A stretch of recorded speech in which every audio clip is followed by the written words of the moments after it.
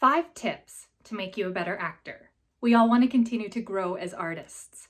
Every time we set foot in a rehearsal, in a class, on the stage, we want to be better. So these are just 5 tips that you can take and apply to your actor process to help make you a stronger, better actor. Hi, I'm Emery. I'm a theater educator, director, choreographer, actor enthusiast, and I share weekly videos on my channel that are full of advice for actors, both new coming to the stage and also some of us returning folks that need some good reminders. And today I'm going to talk about 5 tips that I think will help make you a stronger actor. The first tip: always know what your character wants. We talk about objective and about spine, about what's driving your character through the whole play. And it's so important because it's how your character is going to react or interact with every situation on the stage. So you need to ask yourself at every step of the way, what does my character want? This is where it comes up importantly, if you can and have access to read the whole script. So that's not always the case with an audition, and I totally understand that. But for a show that you've been cast in and you're working to develop a character, it's so important to read the entire thing before you start the process of figuring out what your character wants. And so they're going to have an overarching objective, a spine of the show, something that drives their character the whole time. They're also going to have scene objectives, or even within scene objectives. So it's really important to sit down and think out, what does my character want? Every time they're on the stage, what is their objective? This will give you depth as an actor, because you are always going to know what your character wants. And now you need to figure out how they're going to get it. And that's the fun of the rehearsal process. So, tip number 1, objective. Know what your character wants. Tip number 2, and this is one that I see new actors falling into a lot. Don't plan your emotions. I've been in rehearsal processes where an actor has said like, oh, this line, that's where my character is going to cry. And that's not the way you want to go about it. It's reverse of the way you want to go about it. You want to be so driven from your gut that you feel so emotional that it brings tears to your eyes. Not because you've said, oh, I'm going to cry on that line. That line feels like it should be a sad line. That's not leaving room for direction or input from your scene partner as you progress in the scene. That's deciding ahead of time. That's solidifying what your action is going to be on that word. And that's not leaving room for actual true acting, which is feeling what has been said, what has impacted your character, and reacting authentically to it. So do not fall into the trap of planning emotions. Plan actions instead.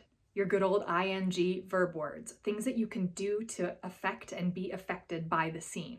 And it's really easy if it's a common done show or something that's been modified or adapted before and you've seen that adaptation to go, well, that actor was upset on that line and they yelled on that line and they cried on that line, so that must be the right acting choices.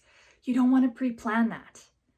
That stuff needs to happen authentically in the rehearsal process and be locked in by you and your director, but not something that you decide, whoop, he seems sad there, marking down tears. No, feel it, which is the beauty of being an actor, is that we feel these range of emotions as we're going through these scenes. No pre-planning. This one's a fun one. Tip 3, go people watch. Sit in a coffee shop for an hour, get your favorite beverage, get comfortable, and watch people. See how they interact with each other. See what their gestures are. See what their body language looks like. See how they speak to one another. Listen to how they speak to one another. Where's their emphasis at? It's like inputting into our bank, our actor bank of things we can pull on, a huge variety of inputs and behaviors and emotions that we've seen other people do that we can then try to authentically recreate ourselves when we're developing complex and diverse characters. So go, sit somewhere public. Watch how humans interact with each other. Make notes. It doesn't have to be weird or creepy. You're an artist, and you're inspiring your art by watching other humans engage in the world. And I think that's a beautiful thing. And note, I said earlier, how to bring these things into your work was to use them authentically. We never want to use what we've watched as like a punching down on somebody's way of life. What's important to remember is that when you go to recall these, you make them authentic to you and not caricatures or farces of the people that you've watched. The whole point of this is to ingrain different human behaviors that you can then have access to as an actor. So go get a latte, watch some people. Tip 4 is a little harder because sometimes there's money involved, but Take as many acting classes as you can, with as many different acting techniques taught. Every actor has their own style of developing a character, dropping into character, acting within that character. And the way you build that as an actor is learning from different styles of people and taking what works for you and saying no thank you to what doesn't. Just because you take a Meisner class and not everything in that process works for you, maybe there's a moment of it that does, or a beat of something that felt right to you. Put that in your toolbox for later and dismiss what didn't work. Take another class, and maybe they're teaching on a different expert, or maybe they've developed their own process. That's great. The more different styles and teachers and coaches that you can engage from, the better chance you have to find out what really works for you. And then once you find what really works for you, lock it in, but don't stop learning. Keep taking classes. Be a forever learner, because every class you take, whether or not you adapt the method or not, is still progressing you as an artist. So, tip 4, take as many classes as you can. My caveat to this is that I know classes cost money and coaching costs money. So if you need to find free ways to learn, my suggestions are, where we are right now, YouTube has a lot of excellent classes and lessons within it, so search for that. Or the library, reading the methodology on some of these acting styles. And taking with a grain of salt when they were written and where they came from and all of that good stuff, being a critical reader, but always being open to learning. And tip 5. The most fun.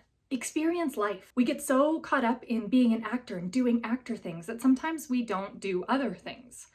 But there's so many different hobbies that you can do or activities that you can take part in, places that you can go, traveling.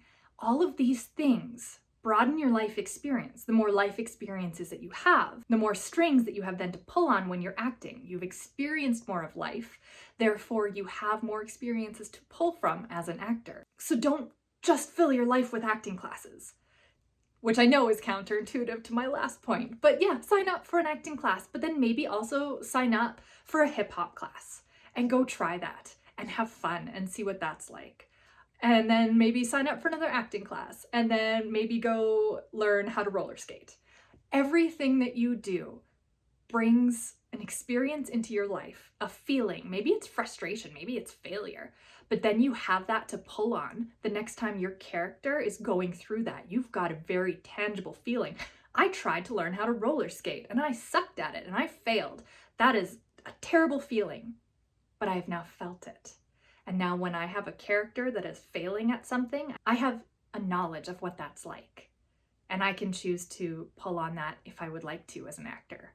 So, tip 5, experience life. Go do things, try things. The more you can bring into your life as an artist, the better an artist you will be. I hope these tips were helpful. Every week I do theater advice and tips and tricks. And if that sounds like something that you would enjoy, please click the subscribe and the like buttons. And I would love to have you in our theater community. And that's it for this week, so I will see you next week for more theater goodness. Goodbye.